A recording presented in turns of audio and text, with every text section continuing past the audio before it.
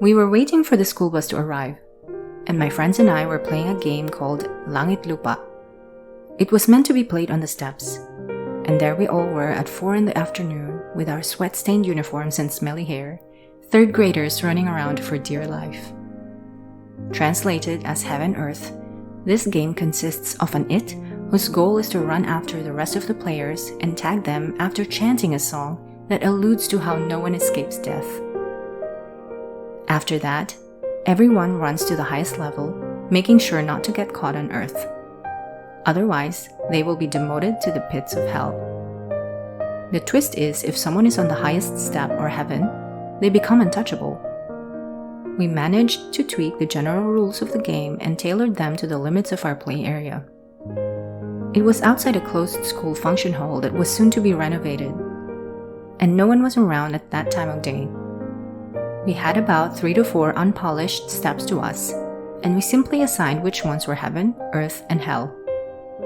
We ran and screamed and laughed until we were out of breath. One of the players I just happened to keep running into accidentally. I didn't know if, just like me, she had a lack of mind-body coordination that we simply couldn't help but collide into each other no matter where we went. She was a lot shorter than I was, and her build was no match for my lanky features. In those first few times we bumped into each other, I apologized awkwardly as I ran away from the it as far as I could. It was a game after all, and I only had myself to rely on so I could become untouchable.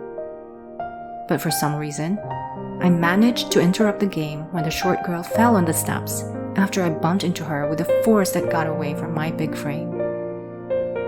The rest of the players, including the it, all played referee as though we were playing an entirely different game. They decided to stop what we were doing. A few of them even started pointing at me. It was just a tiny wound. They tended to her as I hovered a few feet away from them, feeling like I had just been demoted to hell. There was no chanting, no fair signal for us to start running around to reach an elevated place. As it turned out, there was no way for an odd-sized kid that left the other players at a disadvantage to become untouchable after all.